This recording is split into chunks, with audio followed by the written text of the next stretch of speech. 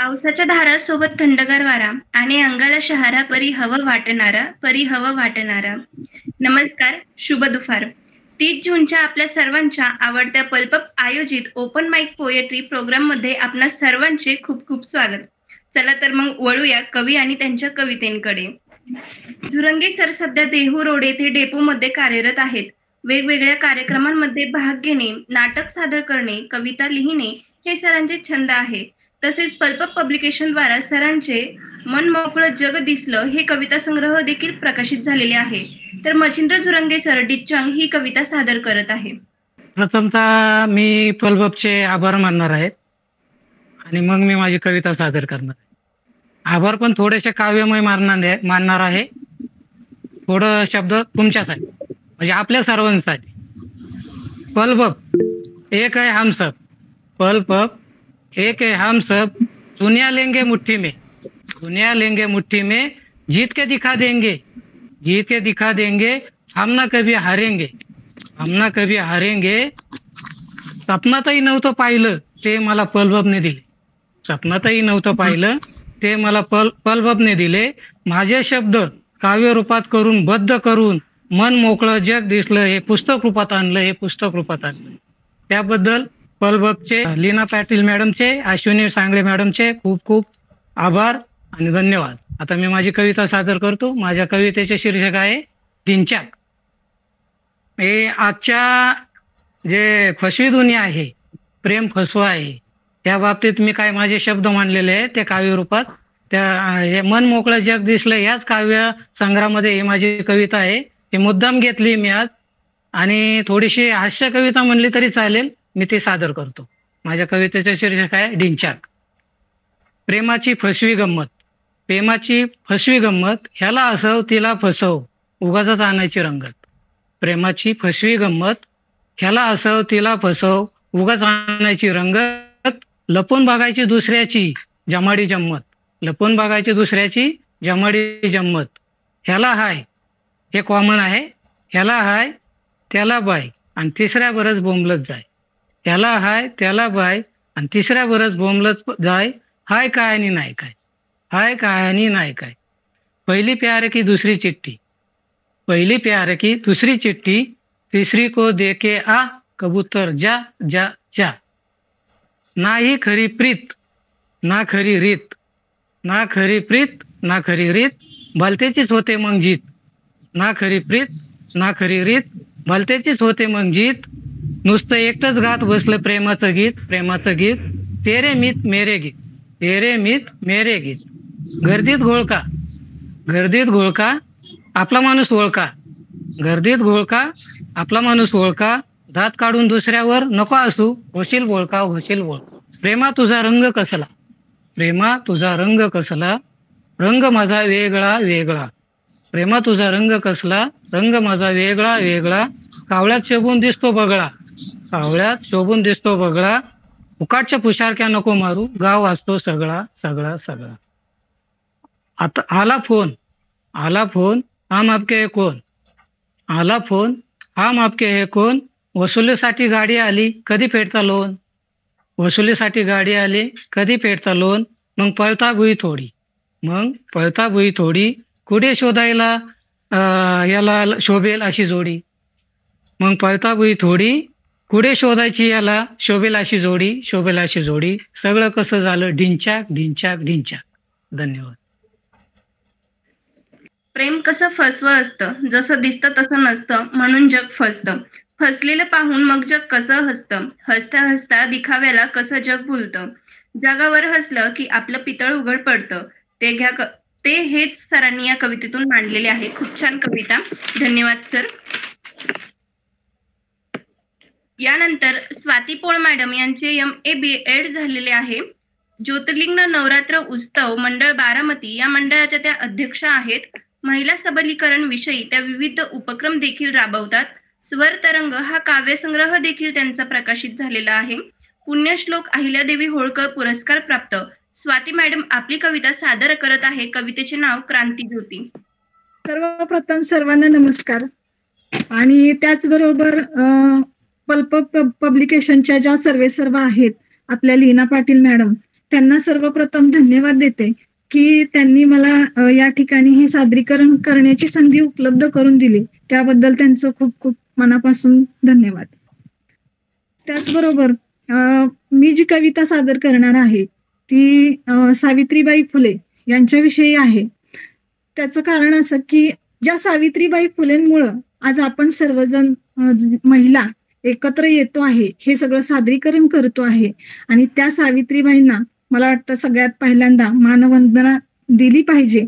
आणि म्हणून माझ्या पहिला जो काव्यसंग्रह माझा प्रकाशित झाला स्वरतरंग, त्या काव्यसंग्रहामध्ये सुद्धा सावित्रीबाईंची कविता माझी पहिली आहे. तर ती कविता मी आज या ठिकाणी सादर करत आहे आणि सर्वांनी ती ऐकून घ्यावी. कवितेचं शीर्षक सांगितलेलंच आहे, क्रांतीज्योती. अज्ञानाच्या निखाऱ्यातुनी ठिणगी उठली ज्ञानाची, अज्ञानाच्या निखाऱ्यातुनी ठिणगी उठली ज्ञानाची, त्या ठिणगीने पेट घेऊन दारे उघडली शिक्षणाची. सहन करुनी अन्याय आम्हा मिळवून देई न्याय, सहन करुनी अन्याय आम्हा मिळवून देई न्याय, मुलींसाठी झटणारी ती आहे आमची सावित्रीमाय, मुलींसाठी झटणारी ती आहे आमची सावित्रीमाय. कोणी पान खाऊनी थुंकले, बघा सावित्रीबाईंनी किती सहन केलेलं आपल्यासाठी. कोणी पान खाऊनी थुंकले, कोणी शेण गोळे फेकले, कोणी पान खाऊनी थुंकले, कोणी शेण गोळे फेकले, कोणी थंडगार ओतले पाणी, कोणी मारले दगड भिरकावून. या माऊलीने महिलांसाठी किती त्रास सहन केलेला आहे.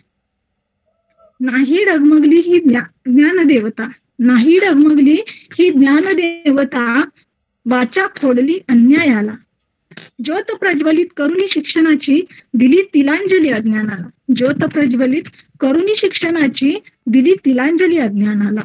ज्योत क्रांतीची घेऊनी हाती, ज्योत क्रांतीची घेऊनी हाती, पेटविला उन्वा ज्ञानाचा, तिच्या या कर्तृत्वाला मुजरा आमचा अभिमानाचा, मुजरा आमचा अभिमानाचा. धन्यवाद. जय हिंद, जय महाराष्ट्र. स्त्री शिक्षण आणि त्यासाठी लढणारी आपली सर्वांची माय सावित्रीची आज आठवण या कवितेतून झाली. खूप छान कविता. त्याच सावित्रीला आपल्या सर्वांचा मानाचा मुजरा. धन्यवाद मॅडम. यानंतर विभाग प्रमुख स्थापत्य अभियांत्रिकी विभाग यशोदा टेक्निकल कॅम्पस सातारा सरांच्या 50 पेक्षा जास्त कविता प्रसिद्ध आहे. तसेच विविध ऑनलाईन कवी संमेलन मध्ये पण सर सहभाग घेत असतात. आपले प्रतीक मतकर सर कविता सादर करत आहे. कवितेचे नाव मायबोली. सर्वप्रथम सर्वांचे खूप खूप आभार मानतो की मला ही संधी मिळाली. कारण मला एक छोटीशी आठवण इथं सांगावीशी वाटते की मराठी भाषेसाठी जे आपलं पब्लिकेशन काम करते मॅडम, तर खूप मला त्याचा अभिमान वाटतो. कारण मी इंजिनिअरिंगला असताना अगदी माझ्या असाइनमेंट्स आता इंजिनिअरिंग म्हटल्यानंतर इंग्रजी लँग्वेज मध्येच लिहावे लागतात, पण मी त्याचे जे टायटल पेजेस असायचे त्याच्यावरती मात्र मी मराठीतून नावं टाकायचं. कारण मला कायम काय वाटतं की जे एखादं आपलं झाड असतं त्या झाडावरती आपण कलम करतो. इंग्रजी भाषा असेल किंवा इतर कुठल्या भाषा असतील त्या शिकल्या पाहिजे, त्याच्यामुळे आपली प्रगती होणारच आहे. परंतु जे आपलं मूळ आहे, जे आपली मूळ संस्कृती आहे मराठी भाषा, तर झाडाच्या मुळाला जर तुम्ही काय करायला गेलात तर ते झाड 100% संपून जाणार आहे. त्यामुळे प्रत्येकाने आपण मराठी भाषेचे जतन करण्यासाठी आणि जिथं जास्तीत जास्त वापर करता येईल तिथं आपण केलाच पाहिजेत, भले आपण कोणत्याही क्षेत्रात कार्यरत असू. तर त्यालाच उद्देशून एक कविता मला त्यावेळी सुचलेली, तर ते मराठी भाषेचीच कविता मी प्रथम ह्या मंचावर सादर करतो. संवाद असा आहे की मराठी भाषा आणि आपल्याला एक अचानकच म्हणजे आपण वापर करता करता अचानक आपल्याला मराठी भाषा समोर आली आणि थोडस आपल्याला एकदम कुठेतरी लहानपणी आठवणीत गेल्यासारखा असा तो संवाद आहे. मी कविता सादर करतो. एके दिवशी अगदीच थोडी गंमतच झाली, काय सांगू तुम्हाला माय मराठी बोली स्वप्नात माझ्या आली. भरजारी शालूवरती होती मोरपिसांची नक्षी, भरजारी शालूवरती होती मोरपिसांची नक्षी, कावरी बावरी जरा लाजरी चटकन गाली हसली. अवचित तिच्या येण्याने मग गहिवरून मीही गेलो, अवचित तिच्या येण्याने मग गहिवरून मीही गेलो. इतके दिवस होतीस कुठे क्षणभर तुला विसरलो, इतके दिवस होतीस कुठे क्षणभर तुला विसरलो. हिरमुसली जणू कळी कोवळी. आता तिला पण थोडस मराठी भाषेला थोडस हिरमुसल्यासारखं झालं की हिरमुसली जणू कळी कोवळी, नैनीचे अश्रू वितळले. शब्दांची मग नको वकालत न बोलताच सारे कळले, शब्दांची मग नको वकालत न बोलताच सारे कळले. मायेच भोळी सांगेल कशी मज शब्दांची फाटली झोळी. मायेच भोळी सांगेल कशी मग शब्दांची फाटली झोळी. इंग्रजीच्या शैतानाने केली पुरती होळी. इंग्रजीच्या शैतानाने केली पुरती होळी. पाणीदार डोळ्यात तिच्या एक आशा मला दिसली. पाणीदार डोळ्यात तिच्या एक आशा मला दिसली. कविराजांच्या आपल्यासारख्या कविराजांच्या सान्निध्यात आज कुठेतरी ती रमली. कविराजांच्या सान्निध्यात ती आज कुठेतरी रमली. धन्यवाद. मराठी भाषा हळूहळू लोकांच्या विस्मरणातून चाललेली आहे आणि ह्याच भाषेची सरांनी आज आपल्या सर्वांना आठवण करून दिली. खूप छान कविता. धन्यवाद सर. धन्यवाद. सेवानिवृत्त इंग्रजी शिक्षक सध्या भाषा प्रशिक्षक म्हणून कार्यरत आहे. इंग्रजी, हिंदी, गुजराती आणि उर्दू या भाषांवर चांगले प्रभुत्व आहे. गेली 7 वर्षापासून कलम लेखिका मंचशी त्या संलग्न आहेत. अशा आपल्या कौसर दिवान मॅडम अभी तो मैं जवान हूँ ही कविता सादर करत आहे. धन्यवाद. सबसे पहले तो मैं पल्पप पब्लिकेशन की आभारी हूँ कि मुझे इस मंच पर आने के लिए मौका दिया और मराठी मित्रों से मिलकर मुझे बहुत खुशी हुई. तो मेरी कविता का शीर्षक जैसे कि मैडम ने बताया, अभी तो मैं जवान हूँ. 50 की उम्र हुई नहीं पार, 50 की उम्र हुई नहीं पार कि होने लगी शरीर पर दर्द की बौछार. मानो सभी अंगों ने तय कर ली है अपनी अपनी बारी. मानो सभी अंगों ने तय कर ली है अपनी अपनी बारी. ये एक एक कर दुखेंगे, यू डोंट वरी. माथा फुसफुसाया कानों में, आज है सोमवार. माथा फुसफुसाया कानों में, आज है सोमवार. दर्द का होगा पहला मेरा वार. कल तुम रखना ये परंपरा जारी, कल तुम रखना ये परंपरा जारी. थ्रोट इन्फेक्शन बुधवार पर पड़ा भारी, थ्रोट इन्फेक्शन बुधवार पर पड़ा भारी. खाली कैसे रहता बृहस्पतिवार. होती है इस दिन सीने से पेट की तकरार. होती है इस दिन सीने से पेट की तकरार. जलने की है आज मेरी बारी, जलने की है आज मेरी बारी. हो क्यों रहे हो तुम कतार से बाहर. लो भैया हमने पकड़ लिया शुक्रवार, लो भैया हमने पकड़ लिया शुक्रवार. सुनो ये थी पेट की पुकार. घुटनों के साथ हाथों ने किया ऐलान, घुटनों के साथ हाथों ने किया ऐलान. खामोश हमारा तय नहीं कोई दिन या वार. हम तो घिसते रहे हैं और रहेंगे लगातार. हम तो घिसते रहे हैं और रहेंगे लगातार. और यूं सब दर्द सहते सहते आ गया शनिवार. इतवार को दर्द पर जैसे कोई मरहम गुला, इतवार को जैसे कोई दर्द पर मरहम गुला. हौले से दिल जब मुस्कुराकर बोला, निरंतर चलते रहने का राज खुला, निरंतर चलते रहने का राज खुला. जीवा बहन मेरे अंकुश में नहीं, जीवा बहन मेरे अंकुश में नहीं. रक्त भाई को मेरे इशारों पर नचाता रहता हूँ, रक्त भाई को मेरे इशारों पर नचाता रहता हूँ.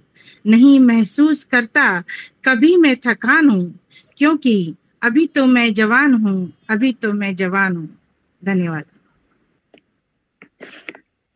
वाह, बहुत ही अलग ढंग से मैम ने 50 साल के आफ्टर की लाइफ का वर्णन किया है. यह कविता सुनकर सच में ऐसा लगा ना कि अरे भाई ये तो आते जाते रहेंगे, लेकिन मैं तो अभी जवान हूँ. बहुत ही बढ़िया मैम, शुक्रिया. मनीषा मिसाळ मॅडम सिरियल मध्ये ज्युनियर आर्टिस्ट म्हणून काम केलेले आहे. तसेच कविताही लिहितात, तसेच आकाशवाणीवर कार्यक्रम देखील घेतात. मॅडम आपली कविता सादर करत आहे. कवितेचे नाव गहू बाजरीचं मन. सर्वप्रथम सर्वांना नमस्कार. आणि लीना मॅडम तुमचे आभारी आहे, मनपूर्वक आभारी आहे. मला इथं कविता सादरीकरण करण्याची संधी दिली. अश्विनी मॅडमचेही आभारी. आणि माझ्या कवितेचं शीर्षक आहे, मी माझ्या कवितेला सुरुवात करते. माझ्या कवितेचं शीर्षक आहे गहू बाजरीचं लग्न. ज्वारी मका हरभरा तूर मूग नि मटकी, ज्वारी मका हरभरा तूर मुगनी मटकी बाजरीचं नि गावाचं लग्न म्हणून नटली. मग दोघांचं लग्न रानात लागलं थाटात. मग दोघांचं लग्न लागलं रानात थाटात. वधू बघून गावाच्या दुखू लागलं पोटात. पाहायला गेलो तेव्हा किती गोरी ही दिसली. पाहायला गेलो तेव्हा कितीही गोरी दिसली. तेवढ्या त्या जोडीला वराडी मंडळी हसली. हसलेले ते पाहून गहू मनात लाजला. हसलेले ते पाहून गहू मनात लाजला. देवा माझा चांगलाच बँड बाजा हा वाजला. गोरा नवरा पाहून तिचं भान हरपलं. गोरा नवरा पाहून तिचं भान हरपलं. मात्र इकडं गव्हाचं मन पार करपलं. गहू साधा बायकोचा राग राग करायचा. गहू साधा बायकोचा राग राग करायचा. काळी आहे म्हणूनच किती तिला मारायचा. हळूहळू तिच्यावर जीव गव्हाचा जडला. हळूहळू तिच्यावर जीव गव्हाचा जडला. चक्क गहू बाजरीच्या किती प्रेमात पडला. धन्यवाद. जेव्हा गहू बाजरीला पाहायला जातो तेव्हा त्याला गोरी दिसते. मग लग्नात अचानक काळी दिसायला लागते. अन गावाला सगळी वऱ्हाडी मंडळी हसतात. गहू लाजतो, पण बाजरीला खूप आनंद झालेला असतो गोरा नवरा मिळाला म्हणून. नंतर तिचा राग करतो आणि त्यातच तिच्या प्रेमात पडतो. खूप छान कविता मॅडम. धन्यवाद. यानंतर शिवानी भोसले मॅडम एक नर्स असून नर्सिंग कॉलेजमधील विद्यार्थ्यांना शिक्षक देणारी एक शिक्षिका देखील आहे. तसेच त्यांना कविता लिहिण्याची खूपच आवड आहे. मॅडम आपली स्वलिखित कविता सादर करत आहे. कवितेचे नाव पौर्णिमेचा चंद्र. माझ्या कवितेचं नाव पौर्णिमेचा चंद्र. पौर्णिमेच्या चंद्रासारखा अखंड आपला अनुराग, तुझ्याप्रमाणे मलाही भाळला पूर्ण तुझा संवाद. प्राणाहूनही प्रिय अशी लागली गोडी तुझी मला आज. प्राणाहूनही प्रिय अशी लागली गोडी तुझी मला आज. आजचाच फक्त हा प्रश्न नव्हे तर जीवनभरचा साथ. हातात धरून हात तुझा मेळ करून नजरेचा ताळ. हातात धरून हात तुझा मेळ करून नजरेचा ताळ. स्पष्ट विचार मांडता हळुवार होणाऱ्या प्रीतीचा सहभाग. स्पंदने होताच एक श्वासात श्वास गुंततात. स्पंदने होताच एक श्वासात श्वास गुंततात. निराळे रूप तुझे आज दिसले मला रातरंगात. स्वप्नपूर्ती झाली जणू तुझ्या सहवासाने खास. स्वप्नपूर्ती झाली जणू तुझ्या सहवासाने खास. पौर्णिमेचा चंद्र झाला खऱ्याने पूर्ण. धन्यवाद. या कवितेत कवयित्री आपल्या प्रियकराबद्दलच्या ज्या भावना आहेत त्या व्यक्त करते. त्याच्या प्रेमाच्या प्रवासात सांगायचा प्रयत्न करते, जो प्रत्येक स्त्री अनुभवते. खूप छान कविता. धन्यवाद मॅडम. यानंतर महिला संचालिका शिवाई सेवाभावी संस्था पुणे महाराष्ट्र राज्य सचिव श्री कन्या महिला स्वयंसहाय्यता बचत समूह लोणी सावित्री महिला ग्रामसंघ लोणी सदस्य तसेच वर्षाली मॅडम यांचे काव्यवर्षा हा काव्यसंग्रह देखील प्रकाशित झालेला आहे. वर्षाली देशमुख मॅडम कविता सादर करत आहे. कवितेचे नाव लिन्सचा प्रिन्स. कवितेचं नाव आहे लिन्सचा प्रिन्स. म्हणजे लीना मॅडम आणि त्यांचा प्रियकर सिद्धार्थ सर यांच्यावरती ही कविता आहे. त्यांच्या फॅमिलीवरती आहे, त्यांच्या मुलांवरती सुद्धा आहे. कवितेला सुरुवात करते. एक होती लिन्स तिचा होता प्रिन्स. एक होती लिन्स तिचा होता प्रिन्स. प्रिन्स म्हणे तिला साथ देशील ना मला. लिन्सला भारी आश्चर्य वाटले. लिन्सला भारी आश्चर्य वाटले. प्रिन्सचे सौभाग्य तिला मिळाले. नांदू लागले तिचे आयुष्य प्रिन्ससोबत. नांदू लागले तिचे आयुष्य प्रिन्ससोबत. गोंडस पिले त्याची झाली लिन्ससोबत. गोंडस पिले त्याची झाली लिन्ससोबत. दिव्य ते संस्कार त्यांचे मिळाले. दिव्य ते संस्कार त्यांचे मिळाले. गोंडस बालपण त्यांनी अनुभवले. दोन्ही अपत्य लिन्सला प्रिय इतके. दोन्ही अपत्य लिन्सला प्रिय इतके. जणू प्रेम आणि आदर मिळे एकत्र जितके. दोन्ही लाडुले आता बॅचलर झाले. दोन्ही लाडुले आता बॅचलर झाले. दोघांनी पालकाचे नावलौकिक केले. लिन्स आता क्वीन झाली. साहजिक आहे, त्यांची मुलं आता बॅचलर झाले, त्याच्यामुळं लीना मॅडम आता क्वीन झालेले आहेत. लिन्स आता क्वीन झाली. प्रिन्स सुद्धा झाला किंग ऑफ फॅमिली. त्यांच्या आयुष्यातील पाऊलखुणा शोधू लागले तनय आणि तनया. ठेवून त्या पावलांवरती पाऊले आपली. ठेवूनी त्या पावलांवरती पावले आपली, तेही चालू लागली दुनिया आपली, तेही चालू लागली दुनिया आपली. धन्यवाद. शुभांगी जोशी मॅडम यांचे BSc मायक्रो तसेच LLB चे शिक्षण झालेले आहे. त्यांचे पल्पक पब्लिकेशन द्वारा अडीच भिंतीचे घर हा काव्यसंग्रह लवकरच प्रकाशित होत आहे. शुभांगी मॅडम आपली ओळख ही कविता सादर करत आहे. नमस्कार सर्वांना आणि लीना मॅडम आणि अश्विनी मॅडमांना खूप खूप नमस्कार आणि खूप खूप धन्यवाद. मला आज तुम्ही छानसा असा वेळ दिलेला आहे माझी कविता सादर करायला. आणि सॉरी मॅडम, अश्विनी मॅडम, माझा काव्यसंग्रह नाही कथा संग्रह आहे अडीच भिंतींचे घर. Sorry to say. सॉरी. तर माझी कविता आहे ओळख. रोज आपण रात्री झोपतो आणि सकाळी नव्याने उठून कामाला लागतो. तर त्या संदर्भातच माझी कविता आहे.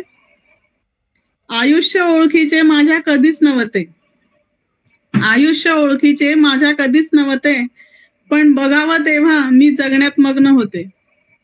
आयुष्य ओळखीचे माझ्या कधीच नव्हते, पण बघावं तेव्हा मी जगण्यात मग्न होते.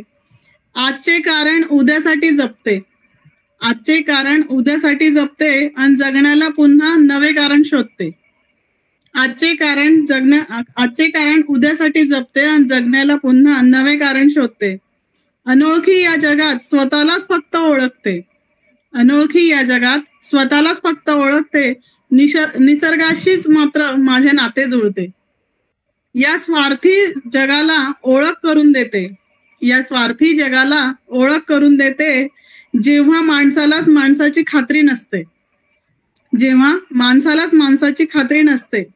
नको ते जीवन, नको आयुष्य ते, जे माझ्या ओळखीचे कधीच नसते. नको ते जीवन, नको आयुष्य ते, जे माझ्या कधीच ओळखीचे नसते. पण बघावं तेव्हा मी जगण्यात मग्न असते, पण बघावं तेव्हा मी जगण्यात मग्न असते. धन्यवाद. इथे प्रत्येक जण जगण्यासाठी नवी ओळख, नवे ध्येय, नवे उद्दिष्ट शोधत असतो. एकंदरीत काय तर येणारा उद्याचा दिवस हा आपलाच असे पक्के सांगता येत नाही, म्हणून आयुष्य हे कधी ओळखायचे नसते. खूप छान कविता मॅडम, धन्यवाद. काय म्हणतात मग मंडळी, कसा वाटला आजचा आपला ओपन माईक पोएट्री प्रोग्राम? भान हरपून टाकणाऱ्या, कविता ऐकवणाऱ्या सगळ्या कवी आणि कवयित्रींचे धन्यवाद. इथून पुढे ओपन माईक पोएट्री हा प्रोग्राम दर महिन्याच्या शेवटच्या रविवारी सकाळी 12:30 वाजता होत जाईल. ज्या कवींना पुढील महिन्याच्या ओपन माईक पोएट्री मध्ये सहभाग घ्यायचा आहे त्यांनी खालील नंबरवर संपर्क करावा. 99 22 16 86 81 95 11 63 76 30. आणि हो, चॅनलला लाईक, सबस्क्राईब आणि शेअर करायला विसरू नका. धन्यवाद.